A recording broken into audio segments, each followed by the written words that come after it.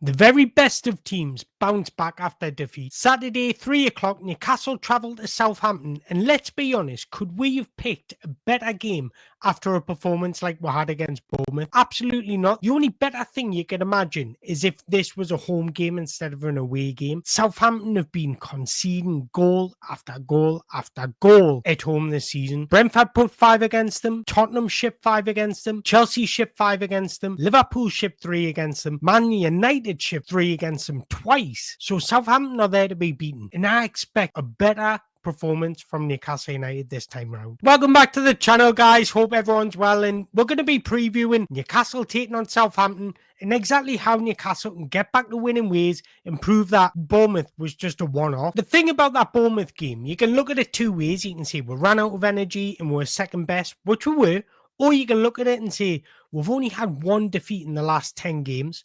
That is some form. So the confidence is still high despite the Bournemouth result, and I expect us to be in better measures going into Southampton. Like I've just mentioned, Southampton give you opportunities. Now it's up to us to take our opportunities. But I'm going to tell you exactly what to expect from Southampton under their new manager and what do I expect from Newcastle United? Look, if we're being brutally honest, we're all shell-shocked after that Bournemouth defeat. I don't mind getting beat. I don't mind when a team is better than you on the day. It was the manner of the defeat. We just weren't at the races at all. We've had a week off. We've had time to regroup, and I expect a far better performance from Newcastle United. And the two things I want to see in this game, intensity and press. Intensity and press. Let's be intense, let's be aggressive, and let's press Southampton. And the reason why I say these words is because Southampton want to keep ball. They want to play out the back. However, they're kind of like a failure of their own downfall because they're not very good at it. So if you press them, you're going to force them into mistakes. And we've seen this time after time after time this season. So I want Newcastle to be aggressive. I want our intensity back because we're renowned for our intensity.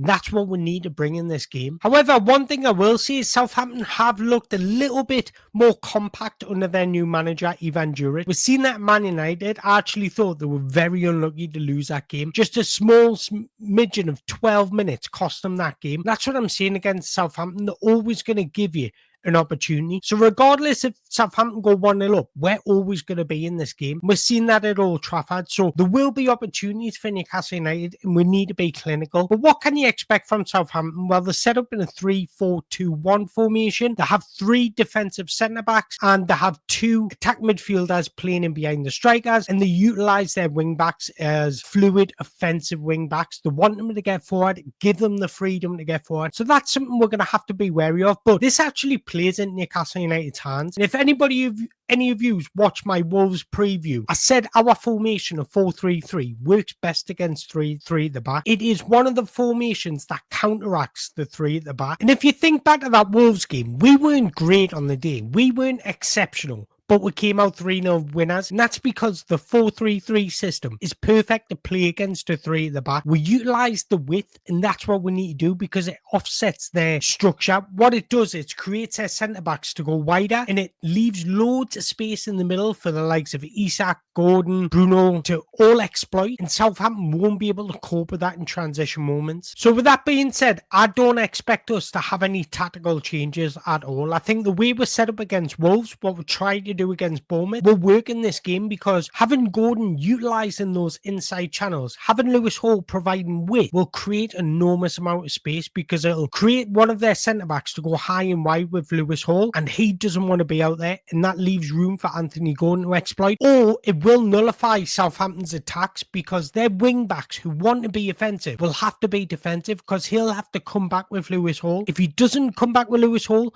we'll always have an overload, and this is why it works so well against Man United away because they played 3 at the back. So what I'm trying to say is when we compete against a team playing 3 at the back with this tactic, with this formation, we should come out on top as long as we're clinical enough. Now, getting on to some individual performances that I've seen against Bournemouth, I thought our fullbacks were dreadful. I thought that was the worst performance I've seen from a pairing fullback that had been so good previously. Lewis Hall and Tino just had a massive drop off, and that's me being brutally honest. So I want to see them getting back to their best. past. I thought Anthony Gordon just didn't look as sharp as he had. I thought Isak looked miles off it. I thought Joe Linton looked off it. Bruno looked off it. I thought Tonali was okay, putting himself about, and that's what we expect from Tonali. I thought our back two were just non-existent. I thought Botman did okay, but I thought Dan Burn was letting runners run off him. So what I want to see in this game is, even if you're not having a good game, I want to see you making the right decisions. If you misplace a pass, that's okay. I just want to see the right decisions being made. I want to see you tracking your runners. I want to see you pressing in numbers. We were pressing as individuals against Bournemouth, and they were just picking us apart. We need to press in numbers, trigger a press. And I think if I'm Eddie Howe going into this game, from what I've seen about Bournemouth, I would be working a lot on off the ball stuff, pressing in numbers, hunting impacts. That's what we're normally good at, but we didn't see that against Bournemouth. So that would be one aspect that I want to see improving. The thing about Southampton this season, they've been abysmal.